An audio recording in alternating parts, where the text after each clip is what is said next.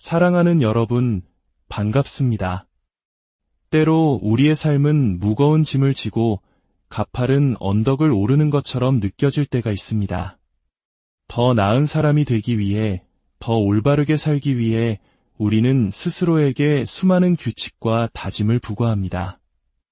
이것은 해야만 해, 저것은 절대로 하면 안 돼. 하지만 놀랍게도 우리가 스스로를 옭아매는 그 규칙들이 오히려 우리를 더 지치게 하고 때로는 넘어지게 만드는 족쇄가 될 수 있다는 사실을 아시나요? 오늘 우리는 기독교 신앙의 가장 심오하고 역설적인 진리, 바로 율법과 은혜의 관계에 대해 함께 나누고자 합니다. 이 이야기가 여러분의 마음에 깊은 울림과 자유를 선물하기를 바랍니다. 잠시 귀 기울여 주시기 전에 오늘 이 말씀이 여러분의 영혼에 빛이 된다면 좋아요와 구독을 통해 이 은혜의 빛을 더 많은 이들과 함께 나누는 축복의 통로가 되어주시길 부탁드립니다. 여러분의 작은 손길이 누군가에게는 새로운 희망의 씨앗이 될 수 있습니다. 그럼 이제 시작하겠습니다. 그리스도인의 삶은 안식의 삶이라고 합니다. 그런데 이 안식은 아무것도 하지 않는 게으름을 의미하는 것이 아닙니다. 진정한 안식의 비밀은 이것입니다. 당신이 당신의 힘으로 무언가를 하려고 했을 때 하나님은 쉬십니다. 그러나 당신이 모든 것을 내려놓고 그분 안에 서실 때 바로 그때 하나님께서 당신을 위해 일하기 시작하십니다. 우리의 삶을 묶고 있는 나쁜 습관, 끊어내지 못하는 중독, 그 어떤 것이든 여러분은 이제 그것들을 다스리게 될 것입니다. 성경 로마서 6장 14절은 우리에게 이렇게 약속합니다. 죄가 너희를 주장하지 못하리니 이는 너희가 율법 아래에 있지 아니하고 은혜 아래에 있음이라. 참으로 놀라운 약속입니다. 하지만 잠시 생각해 보십시오. 인간의 일반적인 상식으로는 이 말씀이 잘 이해가 되지 않습니다. 오히려 은혜를 가르치면 사람들이 마음대로 죄를 지어도 된다고 생각하지 않을까? 라는 의문이 드는 것이 당연합니다. 사람들을 거룩하게 만들려면 십계명 같은 엄격한 율법을 더 많이 가르쳐야 하는 것 아닌가? 이것이 바로 세상의 논리입니다. 하지만 성경은 정반대의 이야기를 합니다. 사탄은 바로 이 세상의 논리를 이용해 하나님의 백성들이 그리스도 안에서 주어진 참된 자유와 은혜를 누리지 못하도록 방해합니다. 성경은 인간의 논리를 뛰어넘습니다. 죄가 우리를 다스리지 못하는 이유가 우리가 율법 아래 있기 때문이 아니라 은혜 아래 있기 때문이라고 분명히 선언합니다. 이것이 얼마나 놀라운 진리인지 모릅니다. 죄로부터의 자유, 중독으로부터의 해방을 갈망하는 수많은 사람들이 여전히 자신의 노력과 행위, 즉 율법을 지키려는 시도를 통해 그것을 이루려고 합니다. 하지만 성경은 명확하게 말합니다. 당신이 은혜 아래 있을 때 바로 그때 죄가 당신을 지배하는 힘을 잃게 된다고 말입니다. 여기서 말하는 죄는 단순히 우리가 저지르는 죄의 행동들만을 의미하지 않습니다. 헬라어 원문에서 이 단어는 명사형으로 죄의 행동을 유발하는 근원, 즉 죄의 본성을 가리킵니다. 다시 말해 우리가 은혜 아래 있을 때 죄의 뿌리, 심지어 그 죄의 저자인 사탄조차도 우리를 지배할 힘을 잃게 되는 것입니다. 대부분의 교회에서는 십계명을 더 많이 가르칠수록 사람들이 더 거룩해질 것이라고 생각합니다. 일견 타당해 보이지만 성경은 다른 진리를 보여줍니다. 고린도전서 15장 56절은 이렇게 말합니다. 사망이 쏘는 것은 죄여, 죄의 권능은 율법이라. 정말 충격적인 말씀이 아닐 수 없습니다. 죽음은 죄 때문에 왔고 그 죄에 힘을 실어주는 것이 바로 율법이라는 것입니다. 헬라어 원문에서 이 권능이라는 단어는 두나미스인데 바로 다이너마이트라는 단어의 어원이기도 합니다. 즉, 죄의 파괴적인 힘, 그 폭발력의 근원이 바로 율법이라는 뜻입니다. 그러므로 우리가 율법 아래 있지 않고 은혜 아래 있다는 메시지를 전하는 것은 죄의 권세로부터의 완전한 자유를 선포하는 것과 같습니다. 물론 이것이 아무런 통제 없이 방종하며 살아도 된다는 의미는 결코 아닙니다. 우리는 율법에서 해방되어 방치된 것이 아니라 은혜라는 더 위대한 스승 아래로 옮겨진 것입니다. 은혜는 율법이 결코 할 수 없었던 방식으로 우리를 가르치고 변화시킵니다. 이 깊은 진리를 이해하기 위해 사도 바울이 로마서 7장에서 들려주는 한 편의 드라마 같은 비유를 함께 살펴보겠습니다. 여기 한 여인이 있습니다. 이 여인은 바로 우리 자신을 상징합니다. 그녀에게는 남편이 있는데 그의 이름은 율법입니다. 율법이라는 이 남편은 한치의 오차도 없이 완벽하고 의롭고 거룩합니다. 하지만 바로 그 완벽함이 문제입니다. 그는 너무나 완벽하기에 조금이라도 부정하거나 연약한 아내를 도울 수가 없습니다. 그가 만약 부족한 아내를 돕기 위해 몸을 굽힌다면 그 자신도 더러워지기 때문입니다. 율법은 언제나 굽힘이 없고 융통성이 없으며 완벽해야만 합니다. 그는 아내에게 매일 아침 완벽한 식사를 요구하고 커피 온도는 정확해야 하며 조금의 실수도 용납하지 않습니다. 만약 아내가 그의 기준에 미치지 못하면 그 결과는 심판과 정죄뿐입니다. 야고보서의 말씀처럼 율법의 조항 중 단 하나라도 어기면 모든 것을 어긴 것과 같습니다. 율법 아래 산다는 것은 이처럼 숨막히는 삶입니다. 남편에게는 아무런 문제가 없습니다. 문제는 그가 너무나 완벽하다는 것입니다. 그러던 어느 날 이 여인은 새로운 사랑을 만납니다. 그의 이름은 예수 그리스도입니다. 이 새로운 사랑 역시 완벽한 분입니다. 하지만 그는 첫 번째 남편과는 완전히 다릅니다. 그는 여인에게 무언가를 요구하는 대신 오히려 그 모든 것을 여인을 위해 자신이 직접 행해 주십니다. 완벽한 식사를 직접 만들어 먹여주고 가장 좋은 음료를 준비해 주십니다. 그의 모든 행동은 여인을 향한 사랑과 섬김입니다. 여인은 이제 그와 결혼하고 싶습니다. 하지만 그녀에게는 율법이라는 남편이 아직 살아있습니다. 남편이 살아있는 동안 다른 남자와 결혼하면 그녀는 가늠한 여인이 될 뿐입니다. 그렇다면 해결책은 무엇일까요? 첫 번째 남편인 율법이 죽으면 될까요? 하지만 하나님의 거룩한 요구인 율법은 영원하며 결코 죽을 수 없습니다. 하나님 자신처럼 영원불변하기 때문입니다.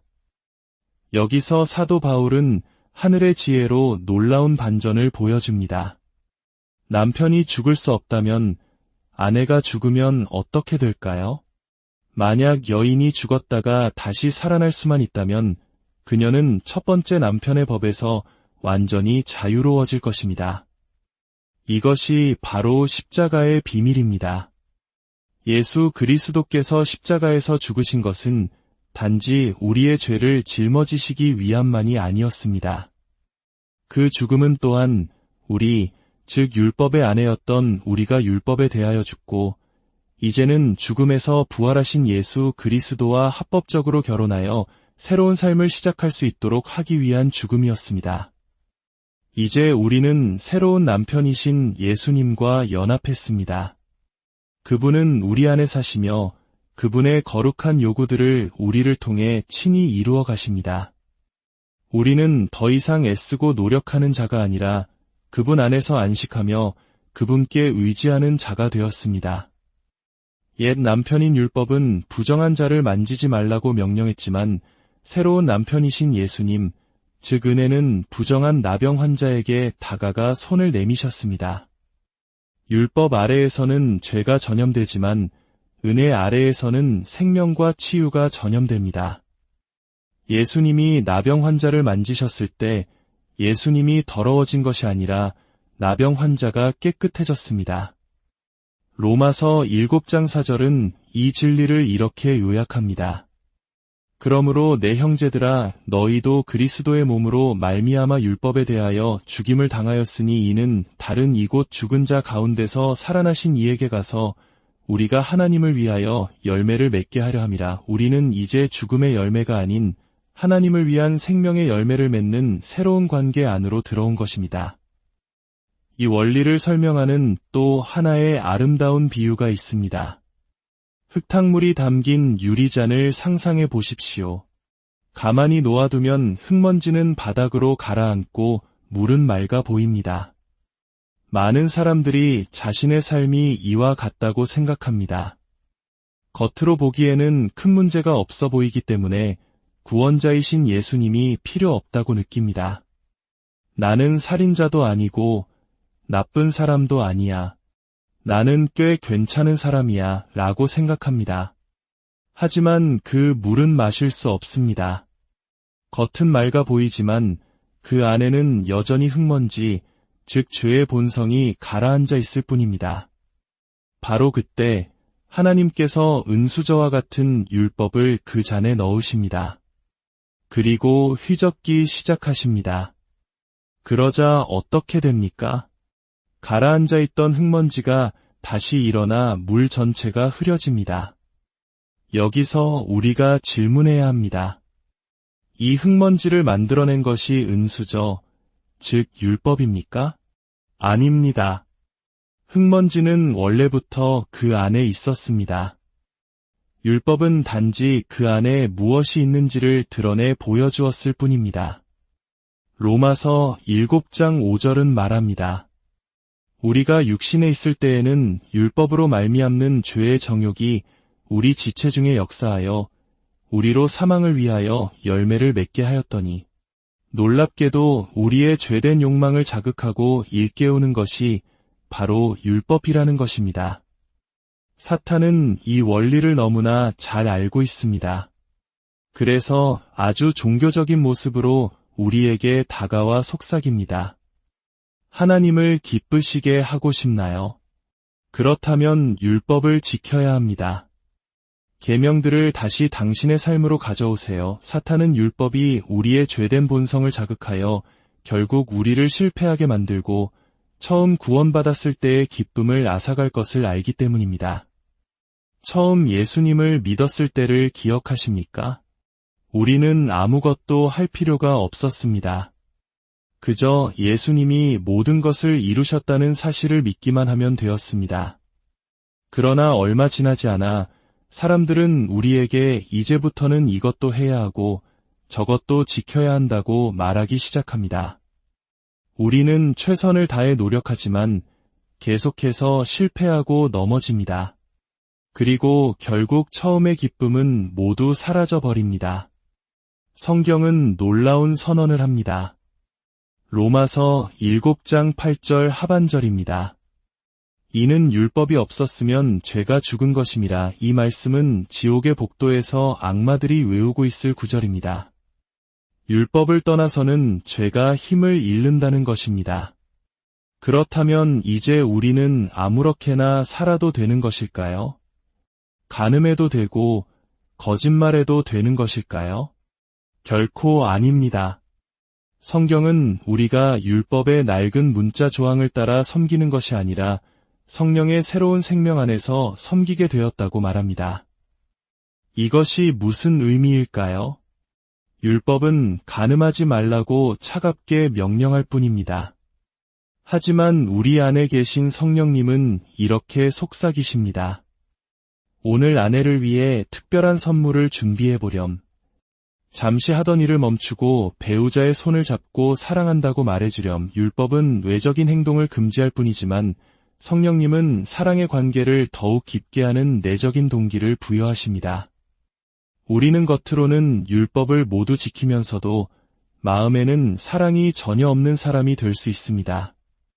우리는 이제 율법의 조문에서 해방되어 성령님의 세밀한 인도하심에 순종하는 더 높은 차원의 삶으로 부름받은 것입니다. 이것이 바로 안식의 삶입니다. 안식의 삶은 게으른 삶이 아닙니다. 예수님보다 더 안식 가운데 사신 분은 없습니다. 그분은 3년 반의 공생애 동안 언제나 여유로우셨고 서두르는 법이 없으셨습니다. 늘 정확한 시간에 정확한 장소에 계셨습니다. 그러면서도 인류 역사상 그 누구보다 위대한 일을 성취하셨습니다. 그리스도인의 삶은 바로 이와 같습니다. 은혜의 리듬에 맞춰 살아가는 것입니다. 당신이 당신의 힘으로 일할 때 주님은 쉬십니다. 그러나 당신이 모든 것을 내려놓고 주님 안에 서실 때 주님께서 당신을 통해 당신을 위해 일하기 시작하십니다. 할렐루야. 이제 두 손을 가슴에 모으고 함께 기도하는 마음으로 축복의 말씀을 받겠습니다. 사랑과 은혜의 하나님 아버지, 오늘 말씀을 통해 우리에게 주어진 놀라운 자유와 안식을 깨닫게 하시니 감사합니다. 더 이상 나의 힘과 노력으로 의로워지려는 율법의 짐을 내려놓습니다. 나를 위해 모든 것을 이루신 예수 그리스도의 십자가 공로만을 의지하며 은혜의 보좌 앞에 담대히 나아갑니다. 이제 시작되는 한 주간 이 자리에 함께한 모든 사랑하는 이들의 삶을 축복하여 주옵소서. 아브라함의 복과 신명기 28장의 복으로 채워주시고 모든 해와 위험으로부터 어둠의 권세와 사고와 질병으로부터 지키고 보호하여 주옵소서. 가는 곳마다 하나님의 은총이 함께하게 하시며 가장 좋은 시간에 가장 좋은 장소로 인도하여 주옵소서. 무엇보다 예수 그리스도께서 이 땅에서 누리셨던 그 놀라운 살롬, 하늘의 평강이 이들의 마음과 가정과 일터에 강물처럼 흘러넘치게 하옵소서. 우리를 위해 죽으시고 부활하사 새로운 남편이 되어주신 우리 주 예수 그리스도의 이름으로 기도합니다. 아멘. 주님의 은혜가 여러분의 삶에 가득하기를